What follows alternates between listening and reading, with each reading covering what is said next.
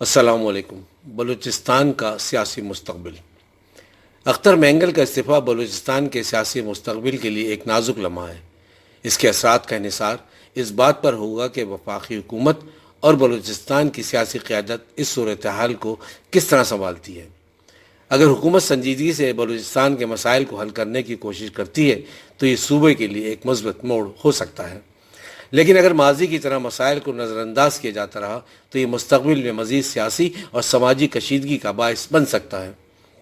بلوچستان کی عوام جو پہلے ہی اپنی مشکلات اور محرومیوں سے دوچار ہے، اختر مینگل کے استعفے کو ایک احتجاج کے طور پر دیکھ رہی ہے۔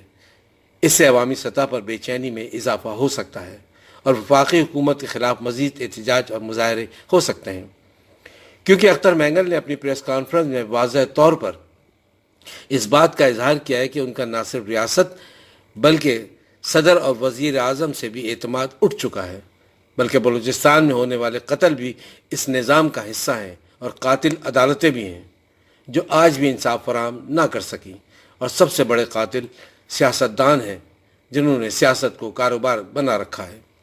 ان تمام صورتحال میں کیا اختر مینگل جیسے رہنما کا قومی اسمبلی سے استعفیٰ قیادت کی خلا کو پر کر سکتا ہے؟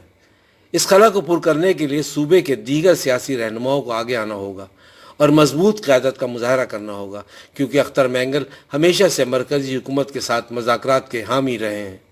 ان کے استعفے کے بعد حکومت اور بلوچستان کے درمیان مذاکرات کا عمل متاثر ہو سکتا ہے۔ اس سے صوبے کے حقوق اور مسائل کے حل میں تاخیر ہو سکتی ہے۔ دوسری طرف بیرونی طاقتوں کا بلوچستان میں مداخلت کا خطرہ ہمیشہ سے موجود رہا ہے، اور اختر مینگل جیسے اہم سیاسی رہنما کے استعفے کے بعد یہ خطرہ مزید بڑھ سکتا ہے۔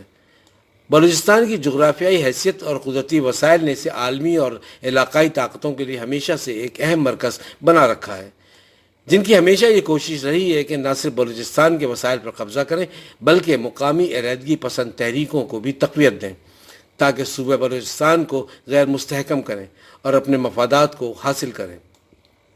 بلوچستان کی سیاسی قیادت کو یہ سوچنا ہوگا کہ اگر صوبے میں سیاسی استحکام نہیں رہا تو یہ بیرونی طاقتیں مقامی لوگوں کے مسائل کو بنیاد بنا کر مداخلت کر سکتی ہیں، اور یہ مداخلت انسانی حقوق کے نام پر بھی کی جا سکتی ہے، یا پھر داخلی مسائل کو مزید پیچیدہ بنا سکتی ہے جس کا مقصد اپنے مفادات کو حاصل کرنا ہے۔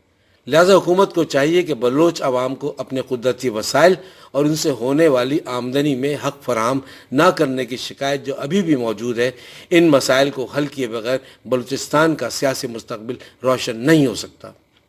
یہی وجہ ہے کہ بلوچستان میں بعض عناصر علیحدگی کی تحریک چلاتے ہیں جو وفاق اور صوبے کے درمیان تعلقات کو نقصان پہنچاتے ہیں۔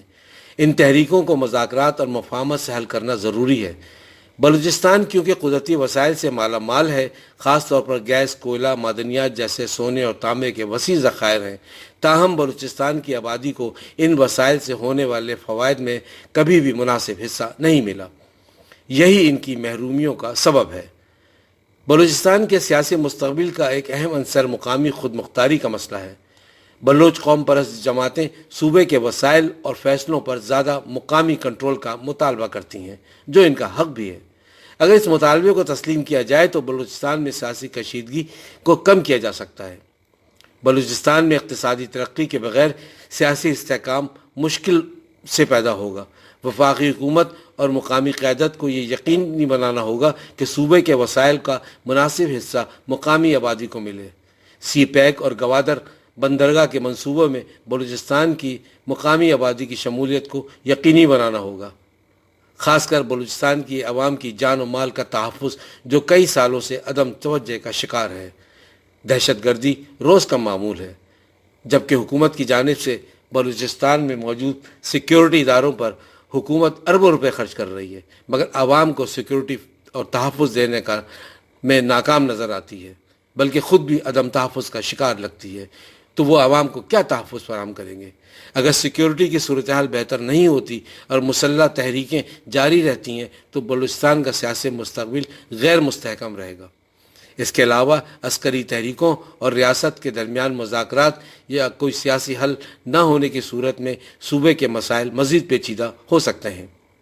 اگر وفاقی حکومت بلوچ قوم پرست جماعتوں کے درمیان کوئی سیاسی مفاہمت کرتی ہے جس میں صوبے کو زیادہ خود مختاری اور وسائل کی منصفانہ تقسیم کی یقین دلاتی ہے تو بلوچستان کا سیاسی مستقبل زیادہ مستحکم ہو سکتا ہے، اور یہی بلوچستان کے مسائل کا حل ہے۔